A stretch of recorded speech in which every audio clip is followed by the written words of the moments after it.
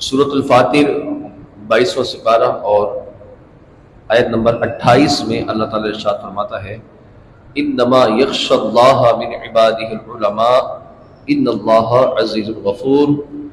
اللہ سے اس کے بندوں میں وہی ڈرتے ہیں جو علم والے ہیں، بے شک اللہ عزت والا بخشنے والا۔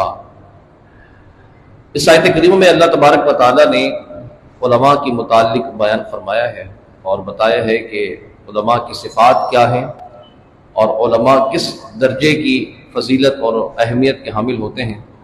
اور اللہ رب العالمین نے فرمایا کہ اللہ رب العالمین سے حقیقت میں ڈرنے والے علماء ہی ہیں۔ جو عالم ہوتا ہے، جس کو علم ہوتا ہے، اور جتنا علم رکھے گا اتنا اللہ سے ڈرے گا، اور یہ علم ہی ہوتا ہے جو انسان کو اللہ کے قریب کرتا ہے، اور علم ہی وہ چیز ہے، وہ عمل ہے، وہ صفت ہے، وہ دولت ہے جس کو اللہ عطا کر دیتا ہے، وہ اللہ تعالیٰ کی معرفت کو پہچان لیتا ہے۔ حضور غوث اعظم رضی اللہ تعالیٰ عنہ فرماتے ہیں کہ میں نے علم کو اتنا پڑھا کہ اللہ تعالیٰ نے مجھے مقام قطبیت پر فائز کر دیا۔ یہ مجھے مقام جو کتب ملا ہے، کتب کی جو مقامیت مجھے اللہ نے عطا فرمائی ہے، علم کی وجہ سے عطا فرمائی ہے، کیونکہ علم ہی انسان کو معرفت الہی، پہچان اللہ کی، اس کی محبت، اس کی اطاعت میں ابھارتا ہے۔ جب تک اسے اس بات کا علم نہیں ہوگا کہ کن کاموں سے میرا رب خوش ہوتا ہے، کن کاموں سے، کن امور سے، کن باتوں سے میرا رب ناراض ہوتا ہے، وہ کیسے اللہ کا قرب حاصل کرے گا۔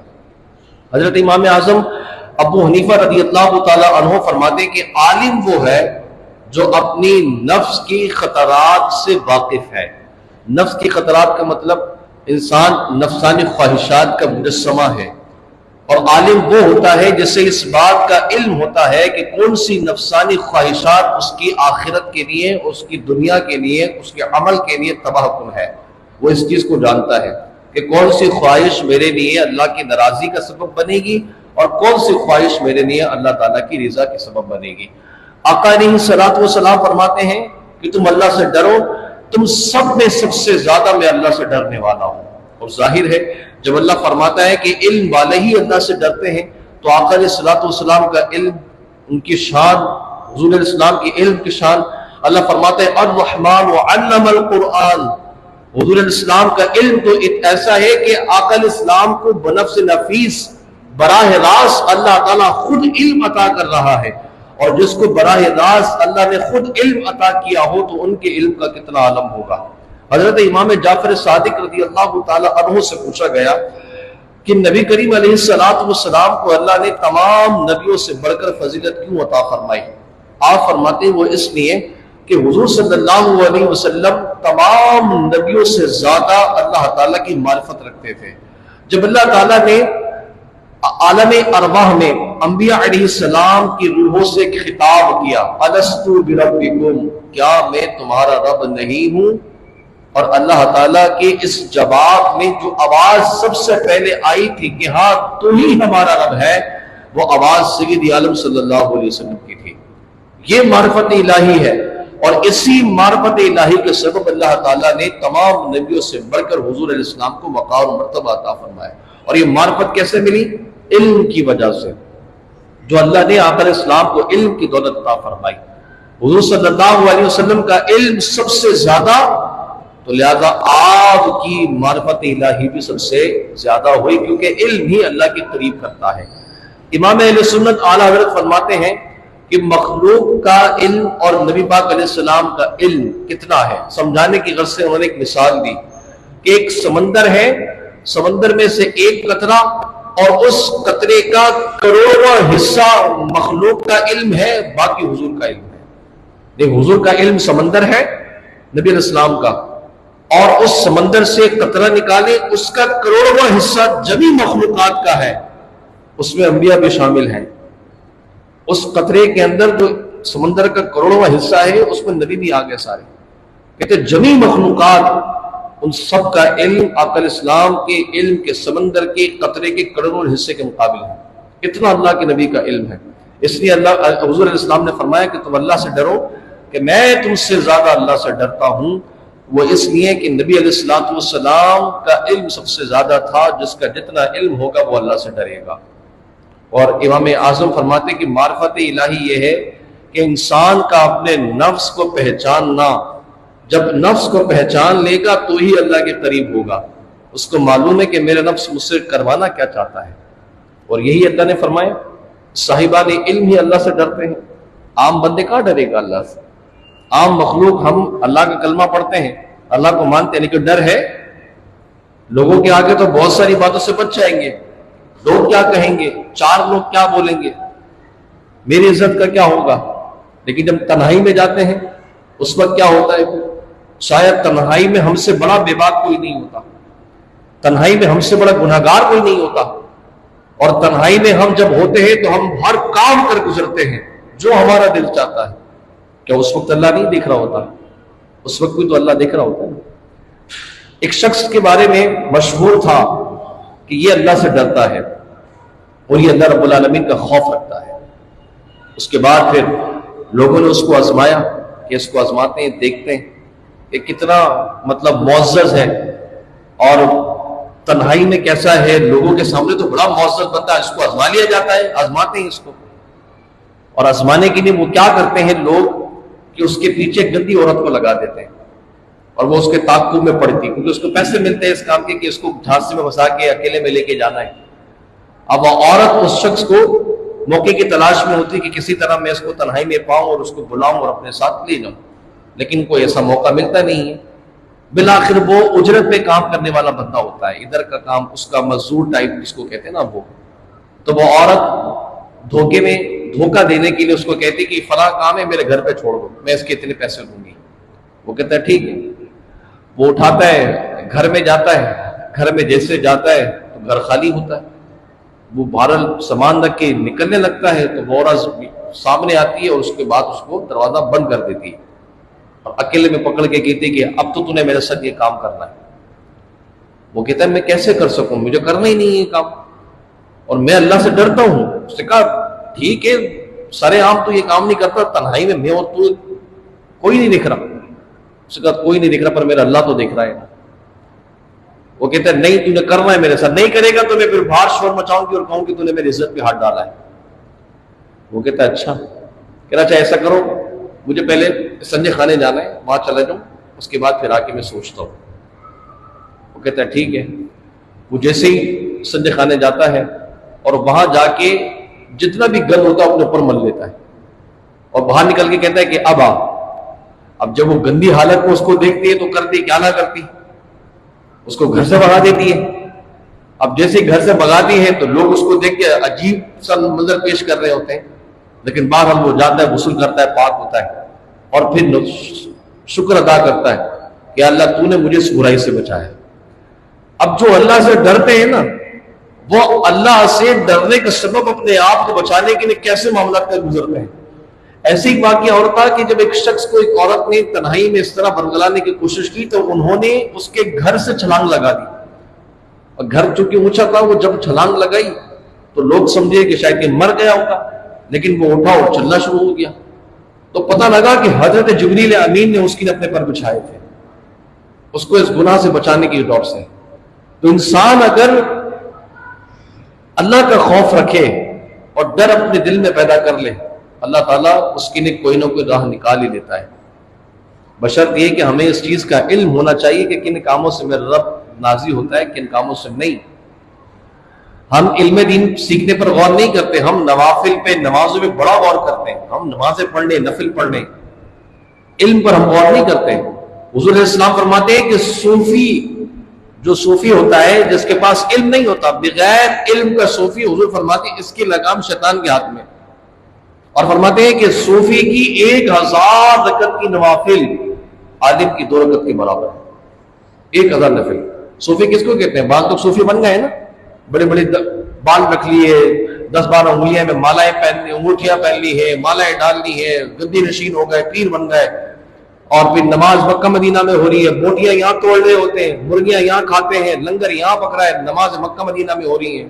ایسا ان لوگوں کا حال، عورتیں ساتھ بیٹھی ہیں، ہاتھ چمائے جا رہے ہیں، اب یہ صوفی بنے بیٹھے ہیں، اور ان سے بولا جائے کہ حضرت یہ حرام ہے تو کہتے ہیں مولانا تمہاری طریقہ علم کی راہ حالانکہ شریعت کی راہ، حالانکہ ہماری طریقت کی راہ ہے۔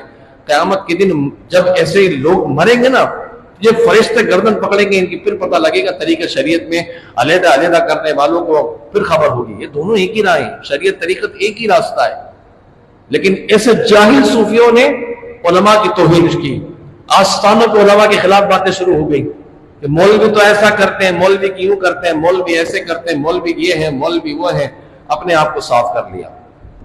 تو نبی علیہ السلام فرماتے ہیں کہ جو صوفی ہوتا ہے بے پڑھا لکھا، اس کی لگام شیطان کے ہاتھ میں ہوتی ہے، اور اسی لیے اس طرح کی جاہل صوفی نعوذ باللہ شرکیہ قوالیوں کے اندر شرکیہ قوالیاں سن رہے ہوتے ہیں، اپنے پیر کے لیے شرکیہ کفریہ کلمات بک رہے ہوتے ہیں، کیونکہ انہیں علم ہی نہیں ہوتی، انہیں علم ہی نہیں ہوتا، گھنگرو باندھ کے ناچ رہے ہیں مزاروں پہ۔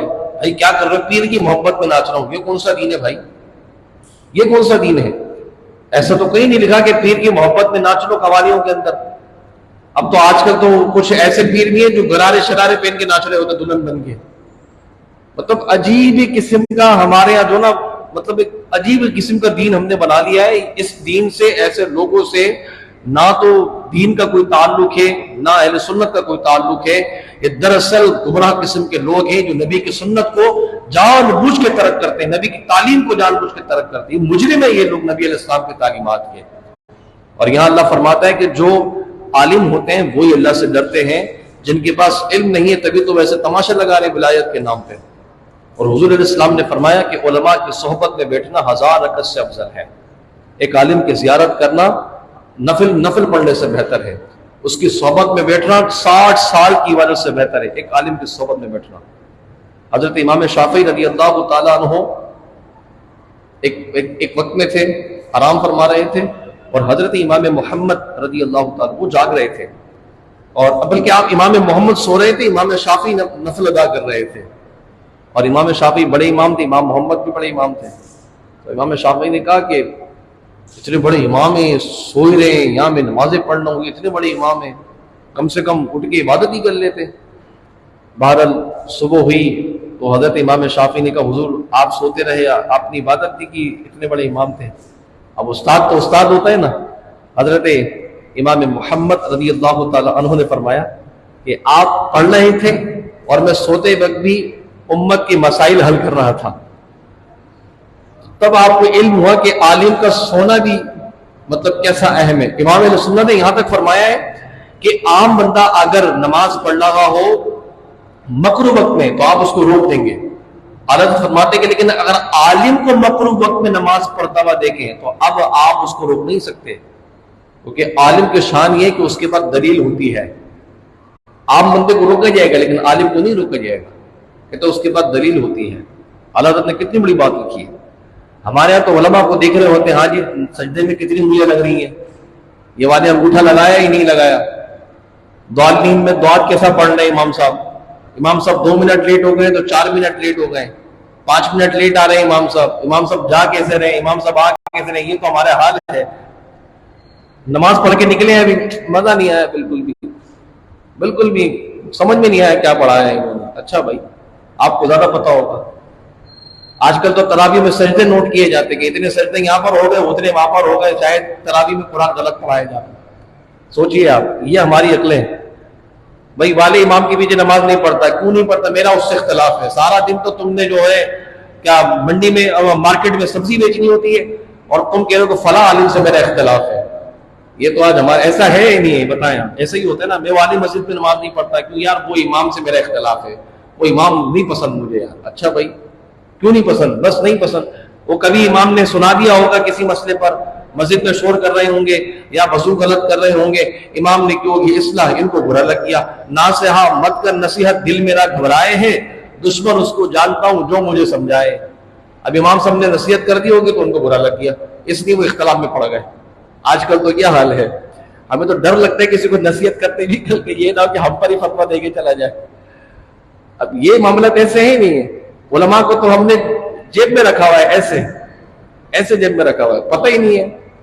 نوکر سمجھتے ہیں کہ مسجد کا نوکر ہے، 10 روپے خیرات کیا کر دیے، سمجھے سارا اسٹاف میرا نوکر ہے، کرسی بھی ٹائم پہ لگی ہوئی ہو، جھاڑو بھی ملی ہوئی ہو، پانی بھی بھرا ہوا ہو، سردیوں میں گیزر نہ لگی، ایسا تماشا کر کے جاتے ہیں کہ بھئی سردی ہے، گیزر نہیں جلایا، وضو کیسے ہوگا، اور خود کے گھر کے اندر ٹنکی میں سے پانی میں نہیں آ رہا ہوتا، مسجد میں گیزر چاہیے۔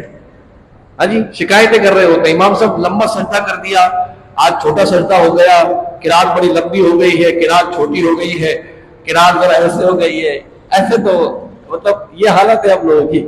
سوچیے آپ تقریر کر رہے ہو تو تقریر میں یہ کیوں بول دیا، ویسے کیوں بول دیا. بہرحال بہت ساری باتیں.